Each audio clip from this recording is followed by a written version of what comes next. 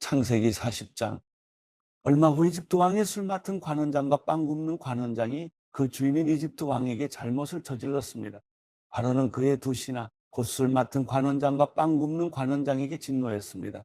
바로는 그들을 경호 대장의 집에 있는 감옥에 가뒀는데 그곳은 요셉이 갇혀 있는 감옥이었습니다.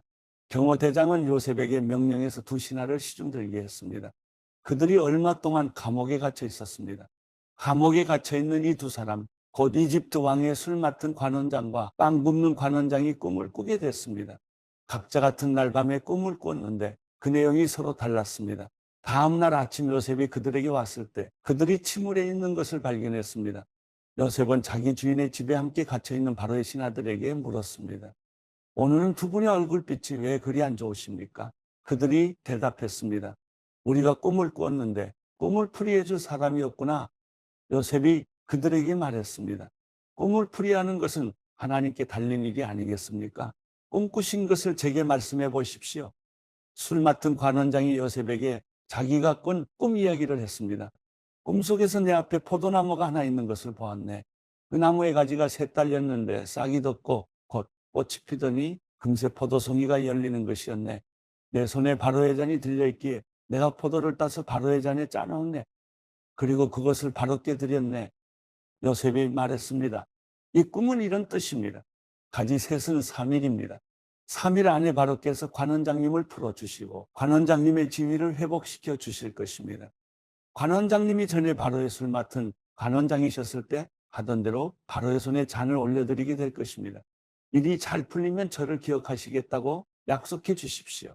제게 은혜를 베풀어 바로께 제 이야기를 하셔서 저를 이 감옥에서 내보내 주십시오. 저는 히브리 땅에서 끌려왔는데 여기에서 감옥에 갇힐 만한 일은 결코 하지 않았습니다. 요셉의 꿈풀이가 좋은 것을 보고 빵 굽는 관원장도 요셉에게 말했습니다. 나도 꿈을 꿨는데 보니까 내 머리 위에 빵 바구니 3개가 있었네. 맨 위에 있는 바구니에 바로께 드릴 온갖 구운 빵들이 있었는데 새들이 내 머리 위에 있는 그 바구니에 빵을 먹어버렸네. 요셉이 말했습니다. 그 꿈은 이런 뜻입니다. 새 바구니는 3일입니다. 3일 안에 바로께서 관원장님의 목을 베고 몸을 나무에 매달 것입니다. 그러면 새들이 관원장님의 살을 뜯어먹을 것입니다. 그 3일째 되는 날은 바로의 생일이었습니다. 바로는 모든 신하들을 불러 잔치를 베풀었습니다. 바로는 그의 신하들 앞에서 술 맡은 관원장과 빵 굽는 관원장을 불러들였습니다. 바로는 술 맡은 관원장을 원래의 직위로 복귀시켜 그가 바로에게 잔을 바치게 했습니다. 그러나 바로는 빵 굽는 관원장의 목을 매달았습니다. 요셉이 그들에게 꿈을 풀어준 대로 했습니다. 하지만 술 맡은 관원장은 요셉을 기억하지 않고 잊어버렸습니다.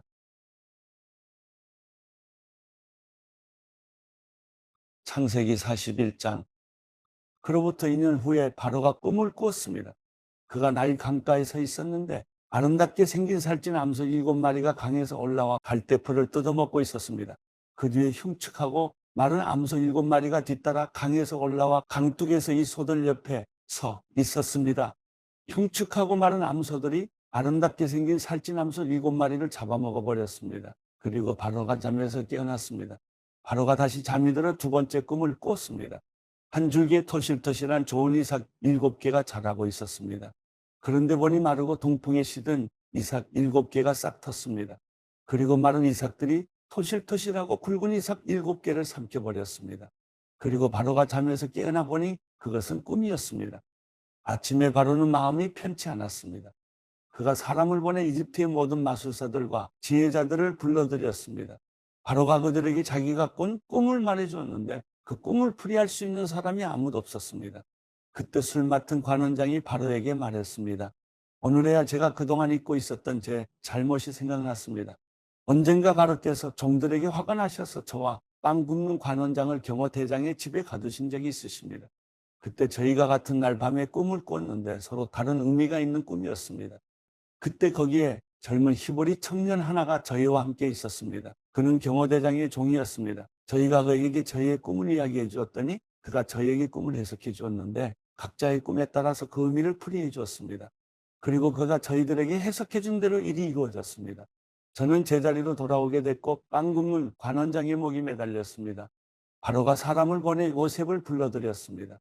그들은 즉시 요셉을 감옥에서 데리고 나왔습니다. 그는 수염을 깎고 옷을 갈아입은 다음 바로 앞에 나갔습니다. 바로가 요셉에게 말했습니다. 내가 꿈을 꿨는데 아무도 그것을 풀지 못했다. 내가 너에 대한 말을 들어보니 너는 꿈 이야기를 들으면 풀 수 있다고 하더구나. 요셉이 바로에게 대답했습니다.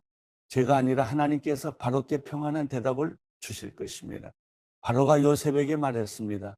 꿈속에서 보니 내가 나일강 두 개 서 있었다. 그런데 살찌고 모양새가 좋은 암소 7마리가 강에서 올라와 갈대풀을 뜯어먹고 있었다. 그 뒤를 이어 약하고 보기에 아주 흉하며 야윈 다른 소 7마리가 올라왔다. 나는 이집트 온 땅에서 그렇게 형편없는 소들을 본 적이 없다. 그런데 그 형편없고 마른 소들이 처음에 살찐 소 7마리를 잡아먹는 것이다. 그것들은 먹고 나서도 굶은 것처럼 여전히 그 생김새가 형편없었다. 그리고 내가 잠에서 깨었다. 다시 내가 꿈에서 보니 굵고 좋은 알곡이 달린 7개의 이삭이 한 줄기에서 자라나고 있었다. 그 뒤를 이어 마르고 동풍에 시든 7개의 이삭이 싹 텄다. 그러고 나서 그 마른 이삭들이 좋은 이삭 7을 삼켜버렸다. 내가 이것을 마술사들에게 말해 주었지만 내게 그 꿈을 설명해 주는 사람이 없었다. 요셉이 바로에게 말했습니다. 바로의 꿈은 다 같은 것입니다. 하나님께서 이제 하시고자 하는 일을 바로께 보여주신 것입니다. 7마리 좋은 소는 7년을 말하며 7개의 좋은 이삭도 7년을 말합니다. 이 꿈은 같은 것입니다. 나중에 나온 7마리의 마르고 형편없는 소들 역시 7년을 말하고 동풍의 마른 속이 빈 이삭 7도 흉년이 7년 동안 있을 것을 말합니다. 제가 바로께 말씀드린 것과 같이 이것은 하나님께서 이제 하시고자 하는 일을 바로께 보여주신 것입니다. 두고 보십시오. 이집트 온 땅에 7년 동안 큰 풍년이 있게 될 것입니다. 그 후에 7년의 흉년이 뒤따를 것입니다. 그러면 이집트의 모든 풍요로움이 잊혀지고 기근이 땅을 뒤덮을 것입니다. 뒤에 따라올 기근이 너무 심해 이 땅에 풍요로움이 있었는지 기억조차 못하게 될 것입니다. 이 꿈이 바로께 두 번이나 반복해 보인 것은 이 일을 하나님께서 결정하셨고 하나님께서 이 일을 서둘러 행하실 것이기 때문입니다. 이제 바로께서는 분별력과 지혜가 있는 사람을 찾아 이집트 땅에 세우십시오. 바로께서는 이렇게 행하십시오. 온 땅의 감독들을 임명하시고 7년의 풍년 동안 이집트에서 추수한 곡식의 5분의 1을 거둬들이게 하십시오. 이제 다가올 풍년 동안에 이 식량들을 모아들이시고 왕의 권한 아래 이 곡식들을 각 성읍들에 쌓아놓고 지키게 하십시오. 이 양식들은 이집트 땅에 일어날 7년 동안의 흉년에 대비한 식량이 될 것입니다. 그러면 이 땅이 흉년으로 망하는 일이 없을 것입니다. 이 제안이 바로와 그의 모든 신하들에게 좋게 여겨졌습니다. 바로가 자기 신하들에게 말했습니다. 우리가 이 사람처럼 하나님의 영이 있는 사람을 찾을 수가 있겠느냐? 바로가 요셉에게 말했습니다. 하나님께서 내게 이 모든 것을 알려주셨으니 너만큼 분별력과 지혜가 있는 사람이 없을 것이다. 너는 내 집을 다스리도록 하여라. 내 모든 백성이 내 명령에 순종할 것이다. 내가 너보다 높은 것은 이 왕의 자리뿐이다. 바로가 요셉에게 말했습니다. 보아라, 내가 지금 너를 이집트 온 땅 위에 세우노라.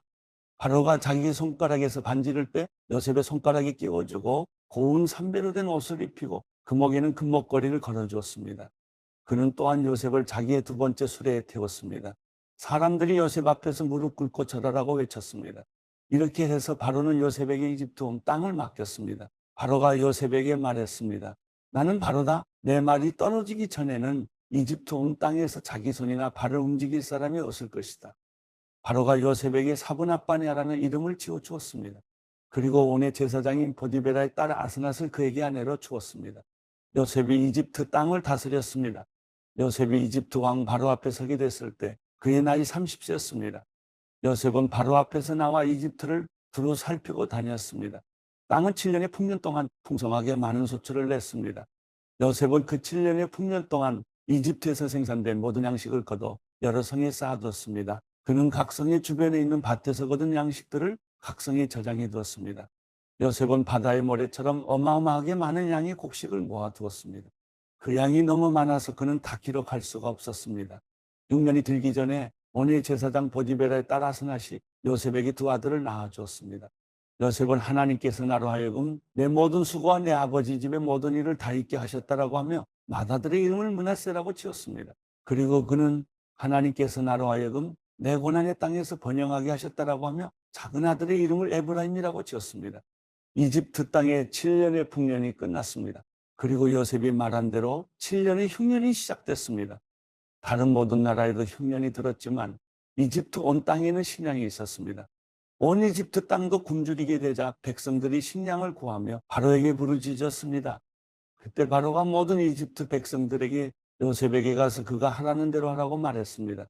6년이 온 땅에 닥치자 요셉은 창고를 열어 이집트 백성들에게 곡식을 팔았습니다.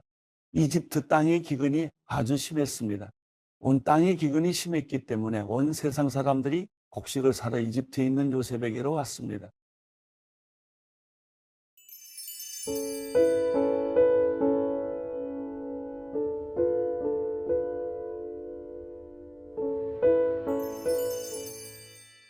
시편 14편.